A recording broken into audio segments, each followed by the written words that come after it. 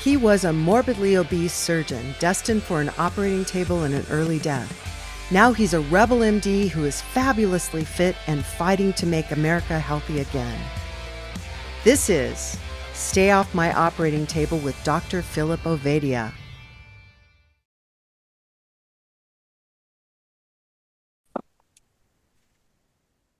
Welcome. It's the Stay Off My Operating Table podcast with Dr. Philip Ovadia. We are joined today by Dr. Robert Lufkin. Phil, how'd you meet this guy? And then let's get this thing started. Yeah, definitely. Trying to remember exactly how we met, but I've certainly known Rob now for a number of years, and I've been fortunate to meet up with him a bunch and even share some steak with him, and really been impressed with what he's doing. Rob's background in a lot of ways mirrors mine. Rob is a radiologist and was a professor. Has been a professor at a number of pretty high-ranking medical schools, we'll say, and some prestigious institutions, but has come to realize maybe that everything he learned and was teaching might not be exactly correct. Rob has an upcoming book that I'm very excited for called Lies I Taught in Medical School, and really excited to kind of jump into the conversation. Before we get to the book, Rob, maybe you can give everyone a little bit more of your background and how maybe what started to enlighten you and open your eyes up to some of these lies that you had been teaching. Oh, thanks, Phil. And thanks, Jack. Let me just say from the beginning, Phil was my inspiration with this book. When he wrote this, I got inspired to write my book. And it's a great book. I highly recommend it. It tells his journey. And actually, he introduced me to a writer who helped him write his book, Joshua Lissick, who helped me write my book. And he really made my book what it is. So kudos to him and thanks to Phil for making all that happen. But it's a pleasure to be on the program today. I guess my background is first of all, I'm not a medical conspiracy theorist or anything. I am. As Phil mentioned, I spent my whole career basically doing medical school stuff. I was, like I say, a professor in a medical school where I still am. And what that meant was I got to teach medicine. My specialty is and was radiology, although now I'm focused on metabolic health and longevity out of self-interest largely. But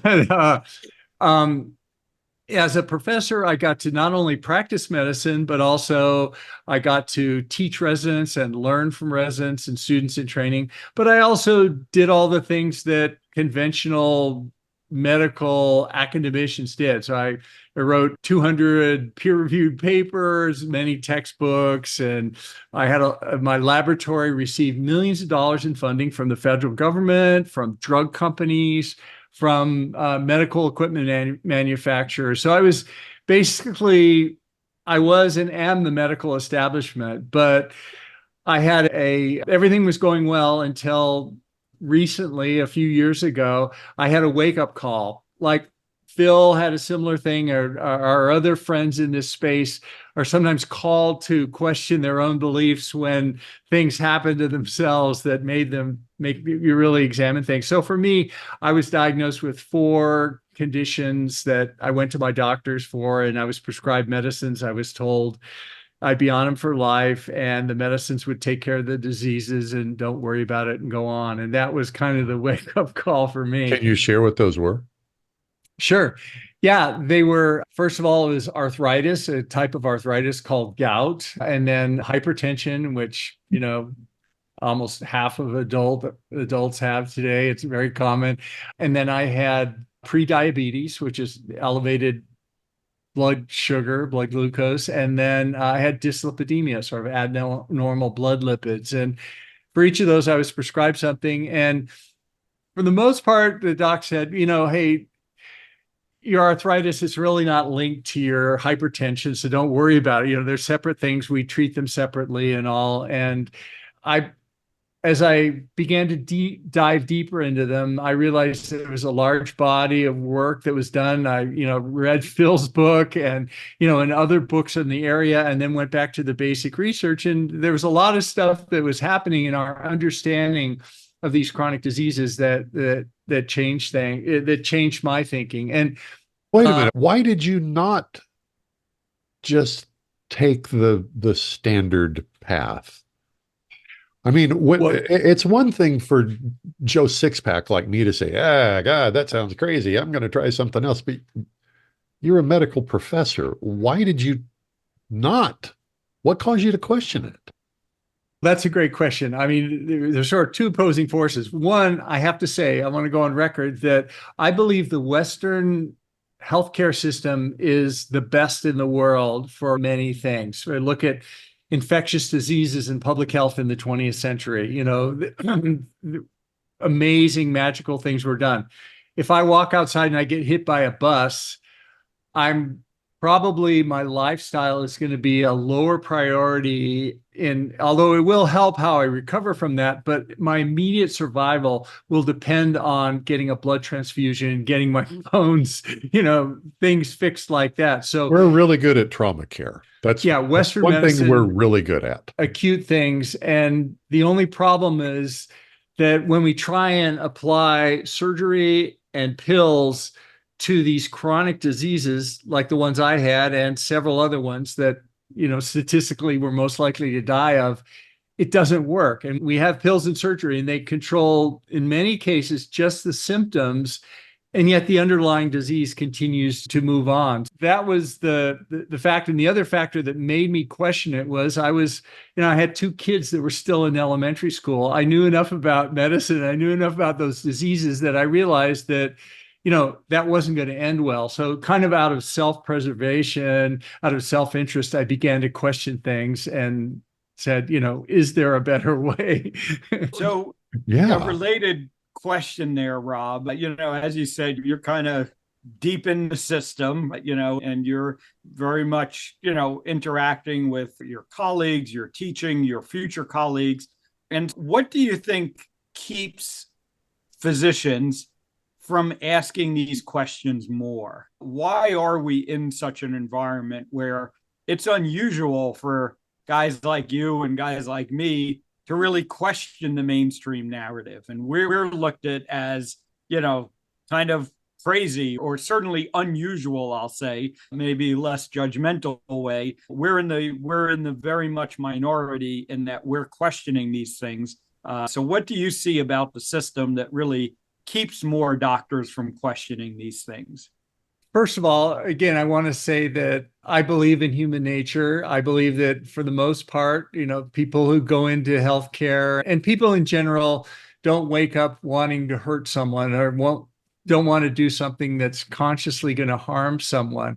However, I think all the way from our medical education to the scientific organizations we have, to the food pyramid, to the things that we're exposed to, there are conscious and unconscious, pernicious financial and other incentives that drive people to make the wrong choices, which I believe to this day are still harming people with the advice that's being given by, mainstream authorities in medical care. Yeah. That's a pretty, I guess, bold statement. Let's dig into that some more. What do you think some of these incentives are that you've seen in practice? Certainly I've seen in practice, but let's unpack that some for the audience. Yeah, I mean, looking at diabetes, the American Diabetic Association, which is the mainline A-list medical organization for diabetes and diabetes recommendations, that people all over the world go there for advice. If you turn to their website, they recommend eating, they have recipes there that include food with sugar in them, and they just recommend just covering it with insulin, which I believe is not healthy advice, because there's studies we talk about in the book and elsewhere where it's shown that even tightly controlling blood glucose with insulin doesn't affect many of the downstream consequences of diabetes. Diabetes, as is the number one cause of surgical amputations, number one cause of renal transplants, dialysis, blindness, main driver for cardiovascular disease, main driver for cancer. Type 3 diabetes is Alzheimer's disease, and mental health, all these factors. So the American Diabetic Association is giving recommendations that actually don't benefit the patients. And in my opinion, a much better advice is to adopt a diet, avoid the one macronutrient that drives insulin significantly, and that's carbohydrates, and thereby lowering the lowering the insulin levels and reversing insulin resistance, and hopefully winding back the need for exogenous insulin and even other drugs.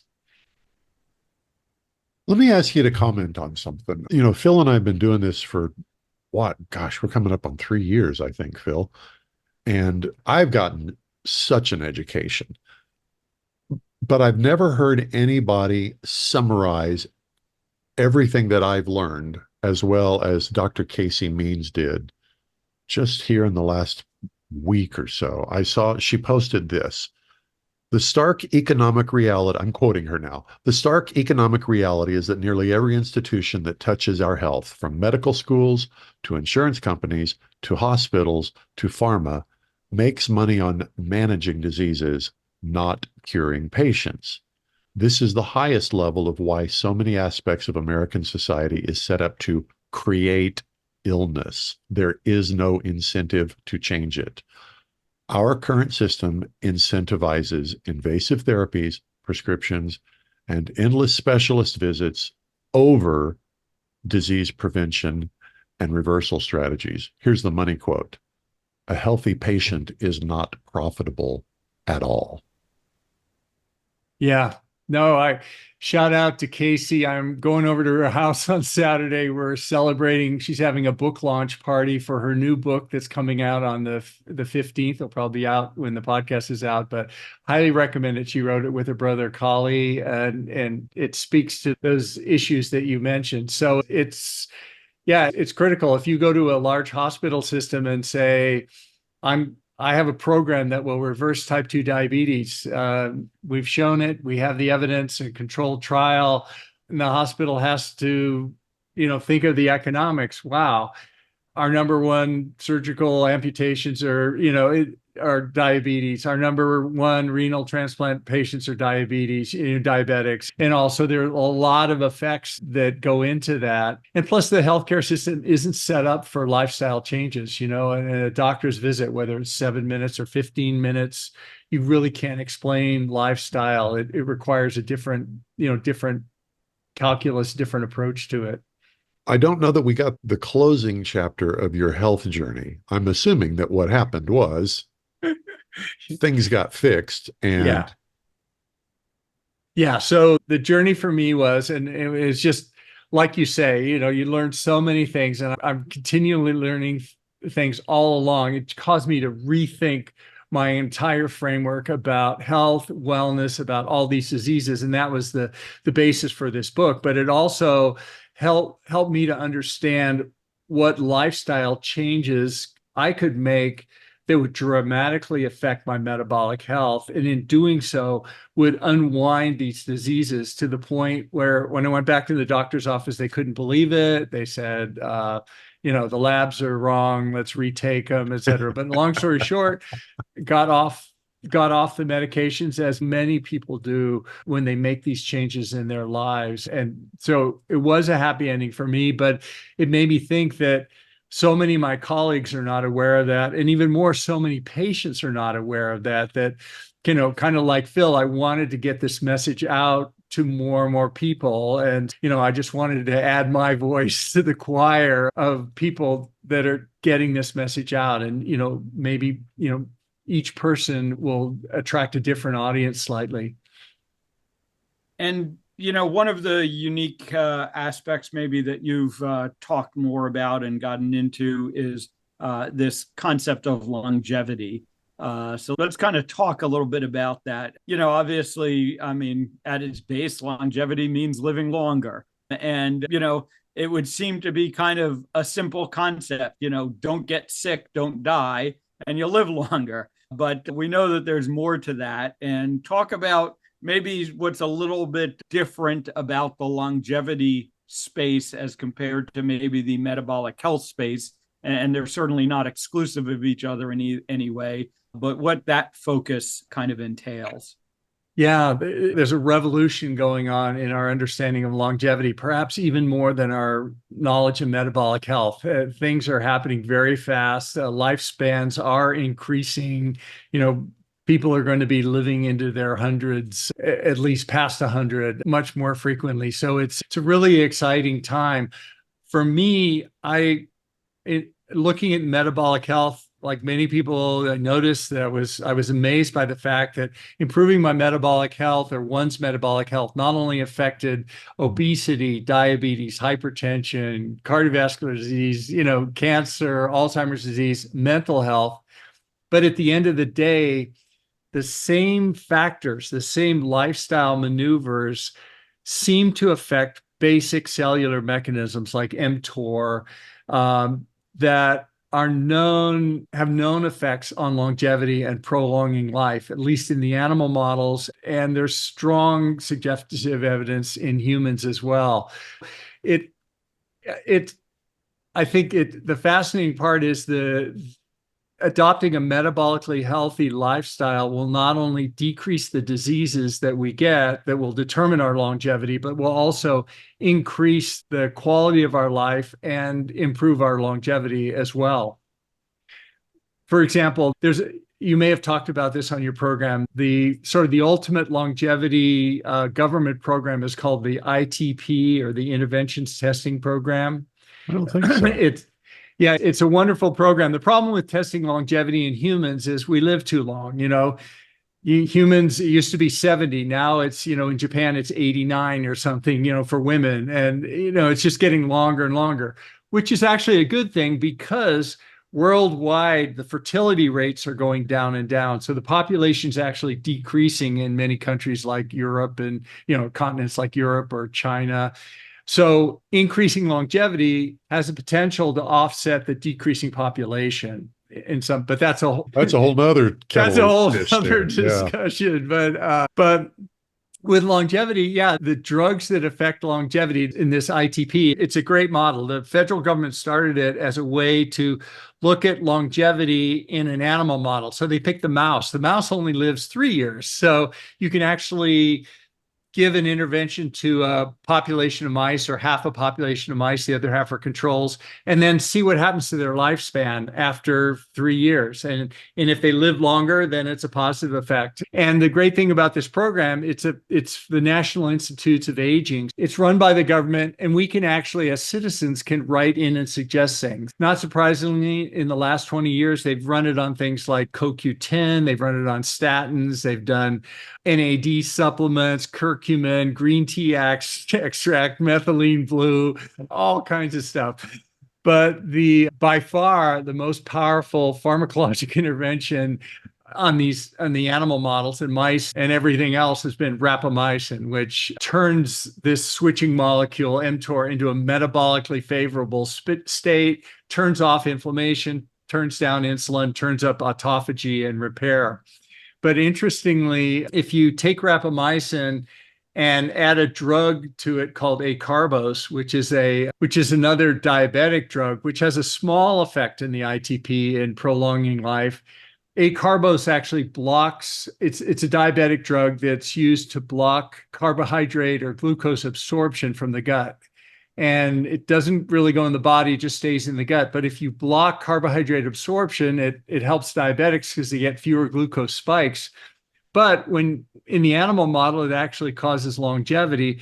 But when you combine it with rapamycin, it actually dramatically improves longevity longer than either rapamycin or acarbose individually. The point is, we're just beginning to scratch the surface on how our metabolism is related to our longevity and how these drugs can affect things. And it's really an exciting time. And as powerful these drugs are, and I take rapamycin myself, I take acarbose, but as powerful as they are, I don't want to fall into that trap that, modern medicine has fallen into, or, that I just want to take a pill and then I'm going to live longer. I think while these drugs are useful, they should never be taken without a lifestyle plan, because if you don't do the lifestyle, you're probably missing out on much, much more powerful effects than any single drug can do. And, honestly, we're just scratching the surface on how these drugs even work. mTOR wasn't discovered until the end of the 20th century. And it's arguably the single most important biological nutritional switching molecule known, all the way from yeast to humans. It's just amazing. I want to follow up with the lies. But before we get to that, I want to ask you about, have you read Brett Weinstein's article, All Our Mice Are Broken? Are you familiar with it? I'm familiar with it. I haven't read it, but I've heard people talk about issues with mice models. Yeah, for sure.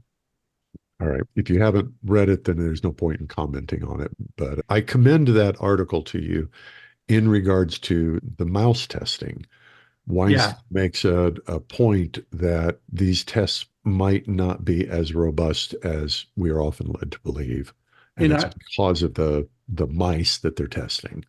Yeah. And if I can, go ahead. I was just going to say, I think it kind of brings up that bigger question, because what was kind of alluded to in that article, and maybe what we see in the human, lab all around us is, how much of longevity is really curing or, improving the smoldering metabolic issues that most of us are walking around with, versus truly things that can take a truly healthy person and make them live longer, rather than all we're really doing is just, the people or the mice weren't really that healthy to start with. And what these medications are doing is addressing those underlying kind of subclinical problems.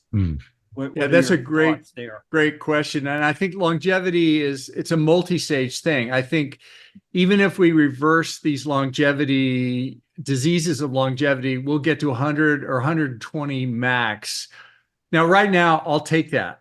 But I think there's another revolution in longevity, which is going to go beyond that, with partial epigenetic programming and some other things. But right now, we're just talking about that short thing. And to your point about the mouse models, Jack, I agree they're flawed. And the ITP goes to great lengths to try, and they don't use lab mice. In other words, they use genetically heterogeneous mice, which doesn't solve the problems, but they make an attempt. They run it in several labs around the country, so it's not just one lab, but still it's mouse models. So the question then becomes, is there any evidence for humans, or, if it's such a longevity metabolic molecule, what does it do to humans? If you look at the phenotypes of aging, when you put rapamycin on skin, there was actually a prospective human controlled trial for 8 months of rapamycin once a day cream versus a blinded placebo.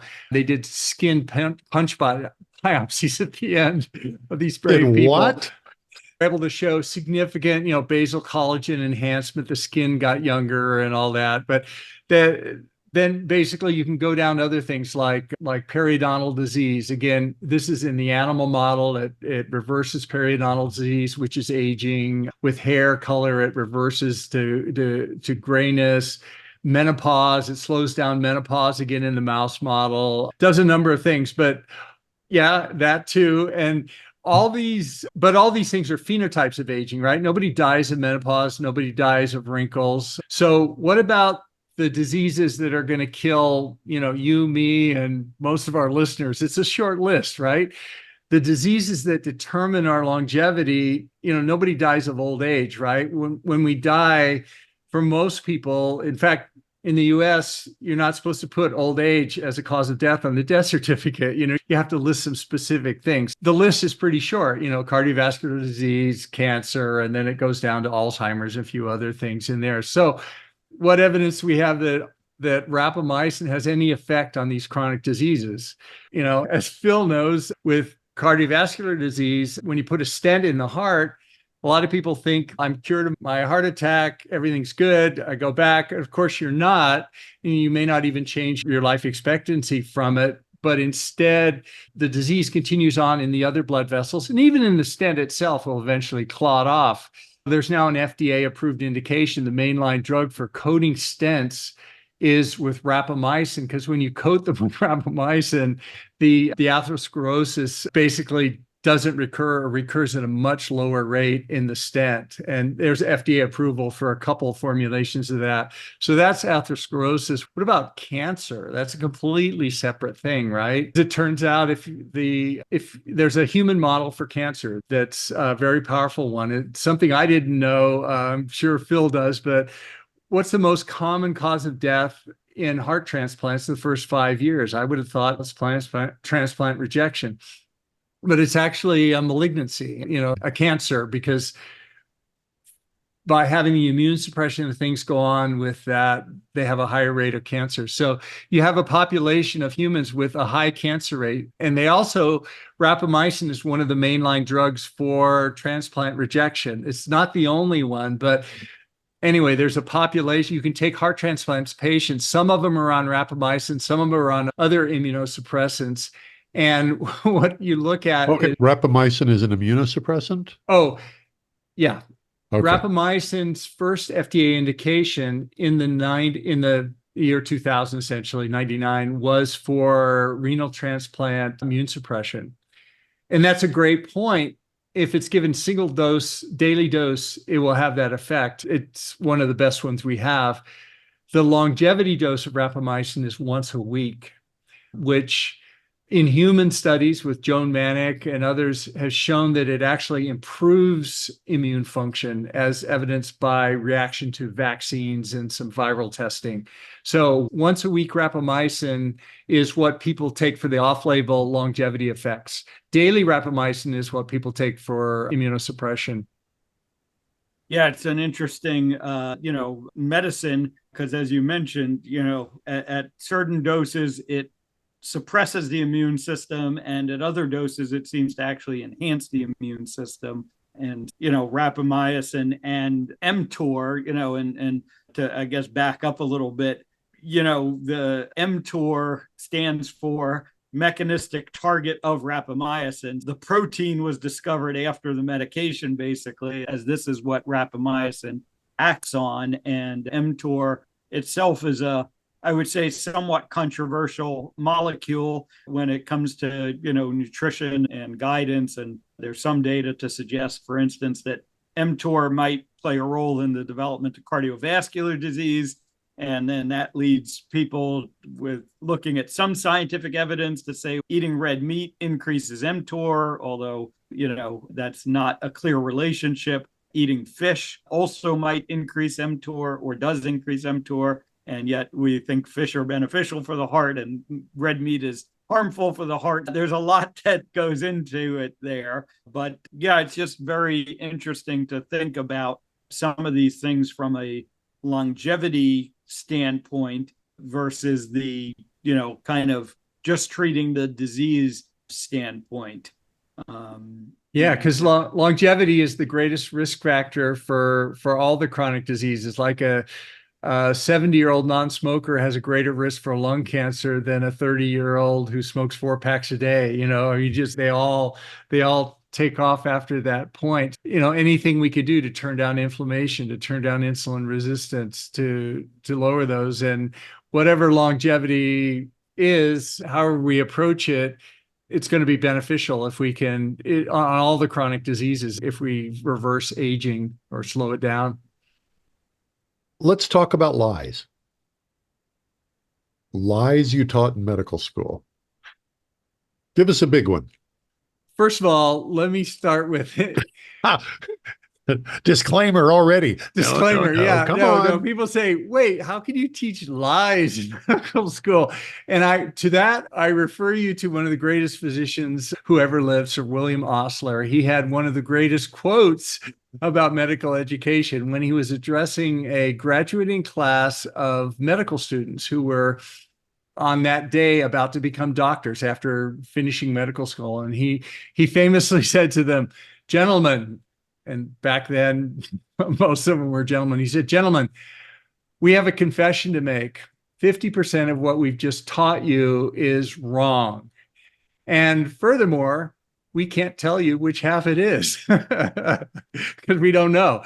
And that speaks to the nature of science and medicine in particular, in that our knowledge is constantly evolving, and that, whatever we learn in medical school, whatever we're teaching, it's constantly evolving, and we have to be open-minded to it and rethink, relook at, critical controlled studies and reevaluate our knowledge. So it's kind of set in the context of that. I was copying Ken Berry's great book, Lies My Doctor Told Me, and, many other similar titles like that. But it's the idea that our knowledge is fluid. And even the knowledge we're talking about today, I'm open-minded, I'm ready to, hopefully I try to, accept new things as they come out and be critical, but accept new things. Okay. Okay. So now tell us one of the big lies. I mean, there are about 12 lies in the book. Well, the first chapter is sort of that metabolism doesn't matter. When I went to medical school, metabolism was kind of, it was a backwater, how you digest food, and, and that was it. But today, with, what Phil's taught and other people are taught, I now believe that metabolism, our mitochondria, and our energy pathways and mTOR are truly fundamental to every disease, every chronic disease that we get, and for most of us, our longevity itself. Yeah, I've kind of come to the conclusion after my extensive research, listening to smart people talk. That's what my research has been. But I've come to the conclusion that metabolic health is life, period. Where your metabolism begins breaking down, that's when your body quits converting food into energy, that's when you die. And I think it could be said that in the absence of metabolism, you also have the absence of life. And it's not that metabolism is a signifier that life exists. It is what allows these bodies, these brains, to this material, this meat, to do what it does. If we're not converting sunlight and animal protein and fruits and vegetables into energy, we're a hunk of meat on the side of the road.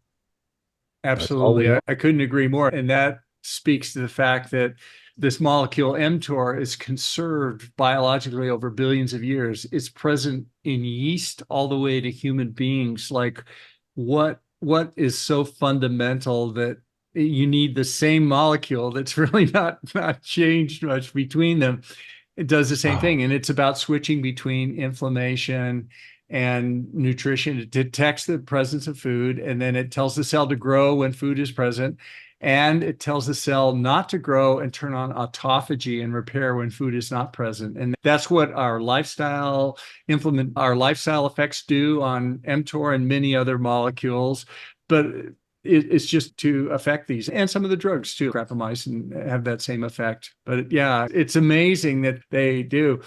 One thing you said about life kind of wearing out, that was one of my later lies about longevity. And the longevity lie, if you want, I can segue into that, is that we die because our bodies just wear out. Longevity, death or aging is the inevitable effect of wear and tear on our bodies, right?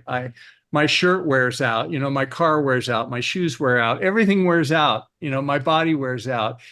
Is that what causes longevity? Is that what determines longevity? And I think there's Misha Blaglasconi is a brilliant researcher back in New York who studies longevity, and he has a new model for longevity and he's a physician and a scientist who pointed out that actually when people die, it's not like things wear out. When somebody has a heart attack, it's not that their heart wears out, or when somebody has cancer, it's not that their body wears out. Actually, the cardiovascular disease is hyperfunction. It's proliferation of atherosclerosis, or with cancer, there's uncontrolled cell growth.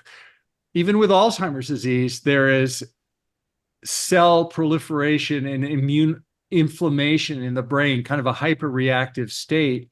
He advanced a theory that aging may be due to wearing out, but longevity, which is determined by the chronic diseases we've been talking about, is not determined by wearing out, but it's determined by hyperfunction. In other words, it means that advantageous systems in our body for hyperfunction, for cell growth, in a child allows our bones to grow and our epiphyses to close and our brain to mature and all the cells to grow. Those systems, when turned on in an older patient, when our bones can't grow anymore, that instead they drive hyperfunction, which manifests as cardiovascular disease, cancer, Alzheimer's disease, and these other things.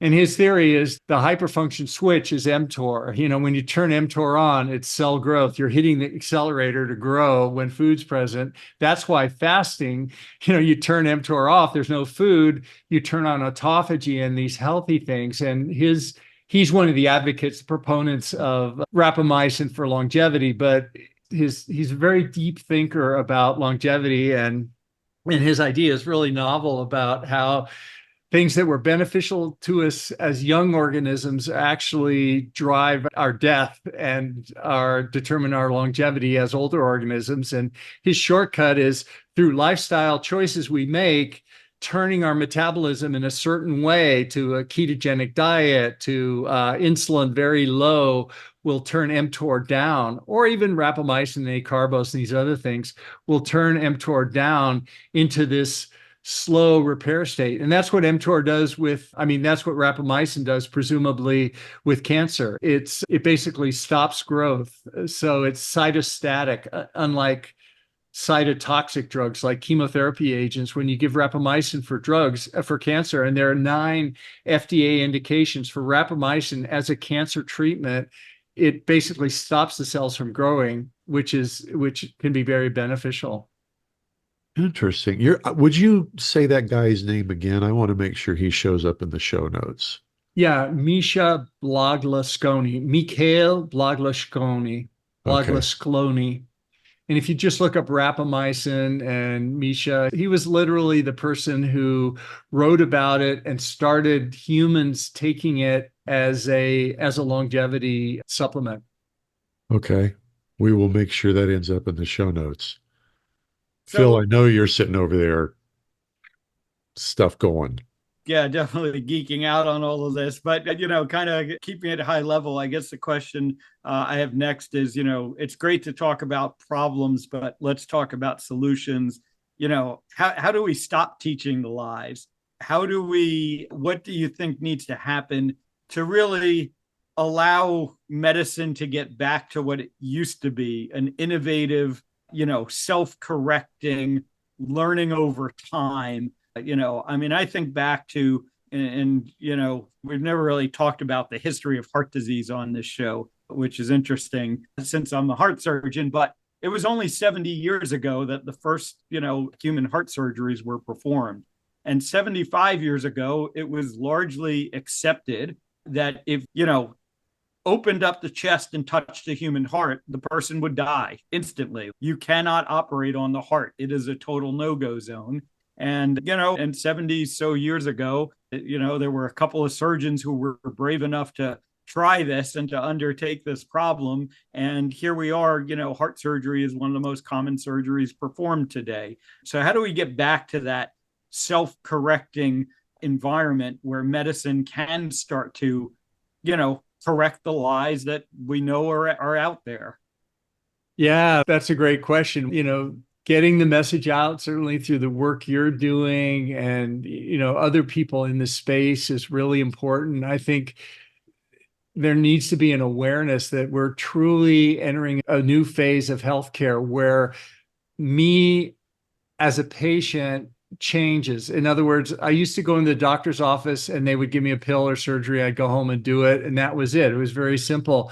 I think nowadays we're beginning to understand how important lifestyle is. And I'm realizing that I am the CEO of my life. And as much as, as much as you or I know about medicine over decades of studying it, Jack here actually knows more about his own personal life experiences and life traumas and everything he brings to it, so that it really needs to be he has agency as a patient, or I have agency as a patient, because now I can, the doctor works for me. Doctors won't make me healthy. They will make me less sick. And if I want to be healthy, Ooh, I that's get good. to choose my lifestyle. And every morning when I get up, I decide, what I'm going to eat, when I'm going to eat, what my sleep, what my diet, what my exercise, and probably most important of all, what my mindset is, the way I look at the world, the way I see things. Is it a place of abundance? Is it a place of love?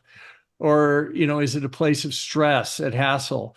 Do I look forward to the day? Do I have purpose in my life? Am I working towards a goal that is going to make, mankind better, or my family better, or, help people in general? I think it's a new awareness that is coming, and I can see it happening, but it's a challenge and it's going to take time. So you're basically advocating for taking personal responsibility for your own health. Well, that's a kind of radical proposition there. As we know, in the last 30 years, by the failure of the healthcare system in these chronic diseases, that the healthcare system really, there is no treatment for type 2 diabetes. That the healthcare system gives. You give insulin, and we know long term that people still get the side effects of diabetes from the insulin. So the insulin saves them from dying. Similarly, if we put a stent in somebody's heart or do a bypass, we're going to save them on the moment from dying on the table, but their heart disease will continue unless they change their lifestyle. And that's true with Alzheimer's disease and everything else. And I think the notion of prevention is great, but people are busy. I got 10 other things. I don't want to worry about Alzheimer's disease in 20 years. I think we need to reframe our thinking, as I certainly did, is that these diseases, it's not an on and off switch like type 2 diabetes. When my hemoglobin A1C hits 6.5, the doctor says, okay, you're a diabetic. Now I can start charging for stuff and doing that. Or when I have a heart attack, or when I forget my keys or don't recognize my kids, then I have Alzheimer's. But I think what we're now learning is all these diseases begin years, if not decades beforehand. And the time to work on them, the time to improve our lifestyle and reduce the risk of these diseases is then, not when the doctor diagnoses it. When you walk in the doctor's office, you're late, and it makes it much, much harder to reverse it, to wind things down. We're all facing the diseases. I think all these diseases are inevitable if we live long enough. Type 2 diabetes, the A1C goes up with age. In non-diabetic adults, the A1C goes up. And if you live long enough, it's like gray hair.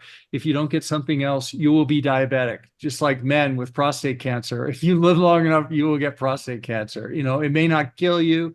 It may not be significant, but all these diseases should be on our radar. And maybe, we're all at different risks. Some people are greater risk for Alzheimer's. Some people are greater risk for cardiovascular things, other types of conditions. But we need to pay attention. And the great thing about lifestyle is when we improve our metabolic health, we're decreasing our risk for all those diseases, or at least the list we've talked about. Yeah. Let me ask both of you guys to comment on something. I was with a bunch of friends a couple of days ago, and somebody asked the question, what was your favorite cereal when you were a kid? And, the list of things that were people's favorite cereals was absolutely terrifying. But I had my own, and it got me to thinking about the fact that when I was a kid, everybody ate breakfast cereals. Everybody. They were high carbohydrate, lots of sugar. But if I go back and I look at my high school yearbook, of the 275 people in my high school graduating class, there were 2 who you could qualify as overweight. 2. Less than 1%. And I don't mean obese. I mean just kind of chubby. Something happened in the last 40 years that is not just carbohydrates, not just sugar, because we were pounding down the sugar stuff and the wheat-based stuff. What happened? And I realize you guys may not have the answer, but this morning, as I was thinking about that conversation, I thought, wait a minute. I've been terrified of sugar. I've been avoiding wheat. And yet, as a kid, we all ate it all the time. Yeah, that's a great observation. And people have pointed that out. When you look at the sugar consumption over time or red meat consumption, it doesn't really track with these things or saturated fat. The one thing that I've been drawn to, and I've included it in my personal dietary choices, is avoiding industrial oils, which are pro-inflammatory, called seed oils, or American Heart Association recommends them for a heart-healthy diet, which I disagree with, but their use took off along with junk food in general, took off 30 years ago, with high fructose corn syrup and seed oils, and grains make up a lot of junk food as well. But I don't know, Phil, it's your show. What do you think? Yeah, so I certainly, I think the vegetable and seed oils have played a large part in this. And I do think it is an amount issue too, because yes, we all ate, high carbohydrate cereals as youngsters, but, we weren't eating high carbohydrate meals 8 times a day like we are today. The constant snacks and everything is processed in high carbohydrate. You had the cereal. Oh, by the way, you had the cereal with real milk, not skim milk. That's true. Then, but dinner was your meat and veg. And, maybe you had some potato and you didn't have dessert and you weren't snacking every 3 hours. And we weren't just kind of drowning in the carbohydrates and the processed foods. So I think it is multifactorial. But I also think, a very important part of the conversation is, once you're metabolically broken, it is clear that carbohydrates are, problematic. And that's a different situation than when you're a, young kid who wasn't exposed from birth to these, other toxic substances in our food supply. That's kind of what I point to ultimately. So, Robert, let me ask you, with this, it sounds to me like pretty significant shift in your thinking, in your approach. How has that affected you personally in your professional life? I think a couple things. One, just personally, the longevity thing, the idea that, people are going to live a long time and a long and healthy time. It's changed my perspective on the time frame on things I want to do. And I mean, I still have young children, so I still have, college to pay for and stuff like that. But it's changed my thinking of framing the way I look at the world and the way I look at life. And there are things we need to look at in our second 50 years that we don't look at in our first 50 years that are very different. The medical system's not set up for people in their 80s or their 90s or their hundreds or their 120s. They're sort of freaks or aberrations, but increasingly that's going to be the population, and we need to change our thinking there. Such things as like radiation doses, we're calculating how much radiation to be exposed to based on living 60 years of age. If I'm going to live to 120, I don't want to follow the recommendations of radiation dose because it's cumulative over your lifetime, for exposure to things. So that's just one example. But as far as my professions, I've been greeted courteously. Intelligent people can agree to disagree. Not everybody agrees with what I say, but people have been open-minded to it, because what I try to do in the book, it's not my idea. I didn't think any of this up. I'm just reading the literature, the way I interpret it, and I include the references in there in the book. Some say too many, but they're all peer-reviewed articles. So I'm open-minded. If Coca-Cola, there's a study tomorrow that says that Coca-Cola is healthy and will make me live longer, I'm going to go back to ordering, drinking Diet Cokes every day, which I no longer do. And I've lost Coke as a sponsor for my podcast. Like I'm sure there you we have go. too, Phil. I You don't and see a Jack. Coca-Cola patch on your arm or anything. So very good. Yeah, the book is, and I'm happy to have a pre-copy here, Lies I Taught in Medical School. I highly recommend it. As we're recording this, it's available for pre-order. I think by the time this episode is out, it's released. Definitely recommend it. Where else can people connect with you, Rob? My website is Robert Lufkin, LUFKIN, MD.com. And I'm active on social media. You can find the links there. And if you want a chapter, you can download a chapter of the book, a free chapter on my website to see if you like the writing style or whatever. All right. Dr. Robert Lufkin has been our guest here. Interesting story. I'm fascinated to talk to somebody who's made this shift in their professional perspective and still been able to continue teaching. I guess the one thing I haven't asked you that I'd love to hear about is how are the medical students responding? Have you seen a shift?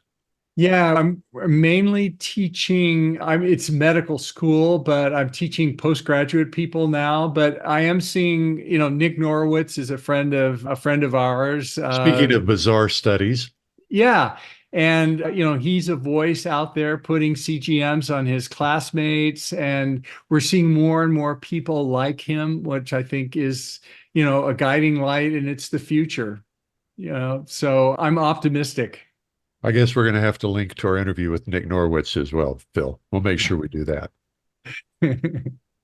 All right. Thanks for being with us today, Dr. Robert Lufkin. We'll make sure all this information is available in the show notes.